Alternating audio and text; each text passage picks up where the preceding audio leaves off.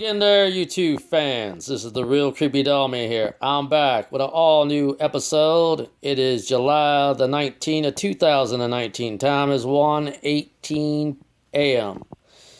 Okay, today's episode, the real Creepy Doll Man from Louisville, Kentucky tells another true story.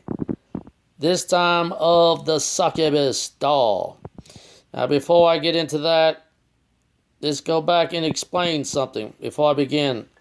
I said I was going to do a random shuffle in my last video. Now, what was a random shuffle? I'll pick a doll at any number that I want, and I will tell it by not in order, meaning not by the right number. So I decided to bring number 247 back for this view.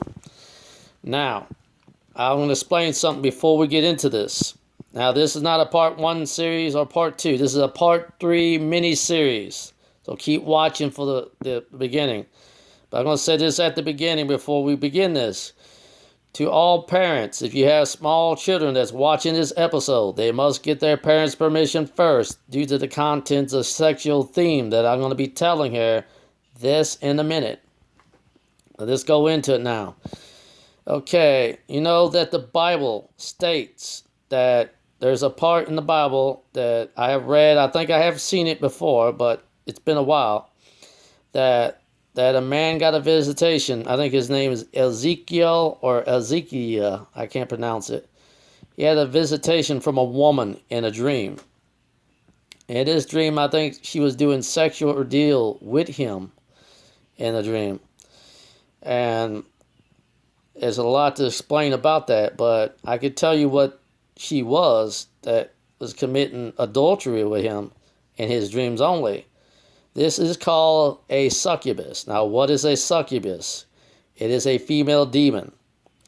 Now, how do the female demons do is they try to make and mate with a male, any type of male, doesn't matter what they look like, and having sex. And what they do is they extract the semen from a male and they carry it to themselves. They hold this for a while, and then they take this counterpart and they take it to their other counterpart, which is their male version, which is the incubus, and they carry it and they give it to the incubus because the incubus cannot, make semen. So they had to steal semen to give to the incubus in order for them to survive.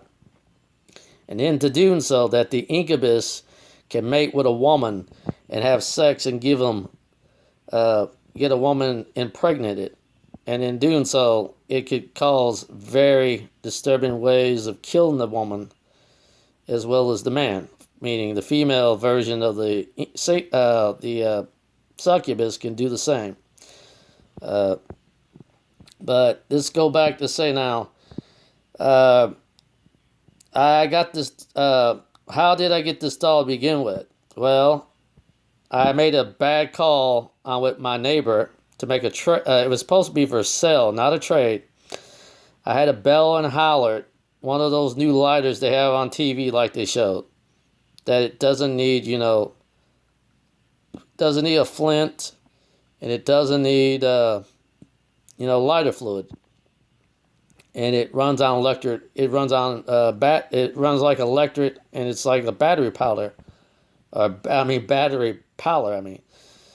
And it runs on like a plasma light, some type of plasma beam or something they got in it. It's kind of new, but I asked her nicely if she would give me $20 for it.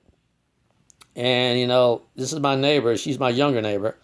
I'm not going to tell you her real name to protect her identity from her family because they may be mad if they see this video. So we'll call her Alicia. Now, Alicia made a bad call. She wanted not to give me money for the doll.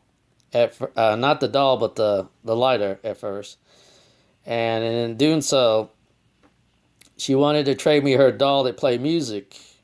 And I agreed on it like a dumb fool.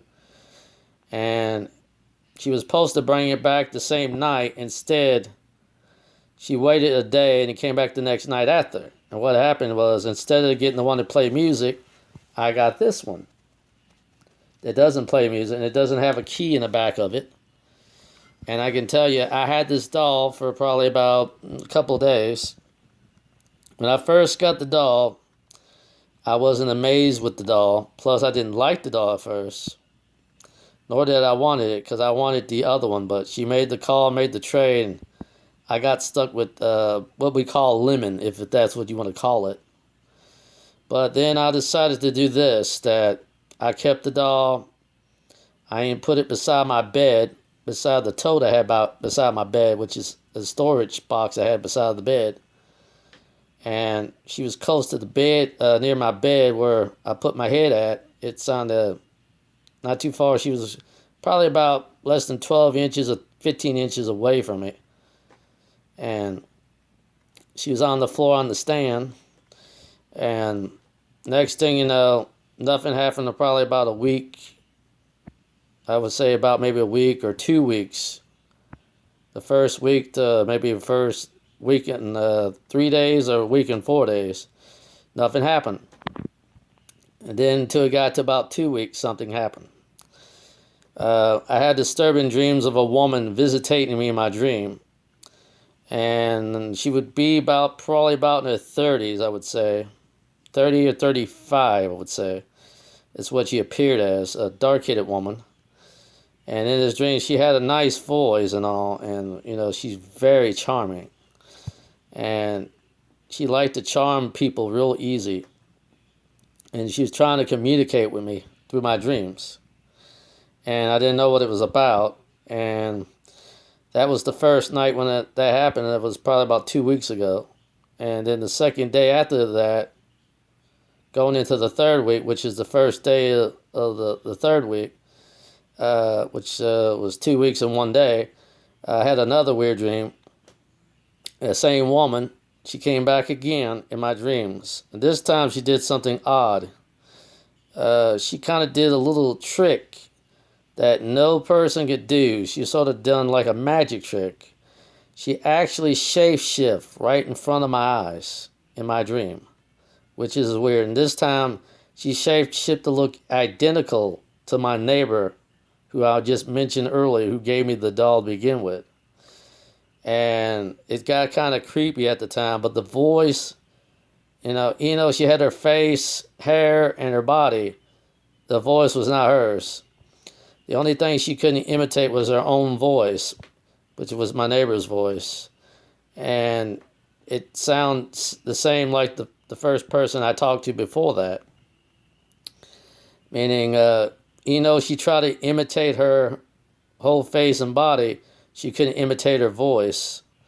And she told me things you wouldn't know. Some disturbing things.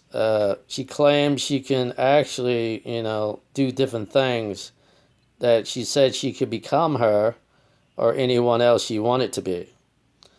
At first, I didn't believe this at first until I saw this. And after it happened, it just happened as it is.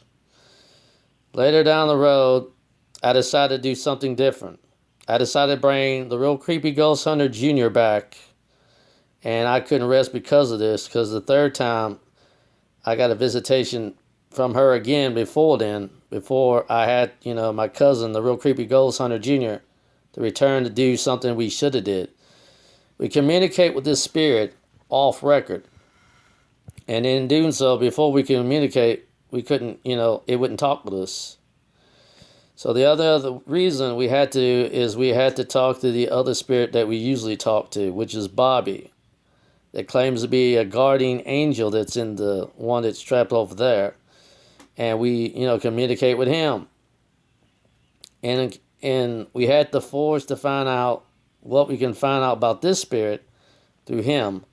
And we found out some juicy gossip that she's actually a succubus demon. And he can't claim to say how old she is.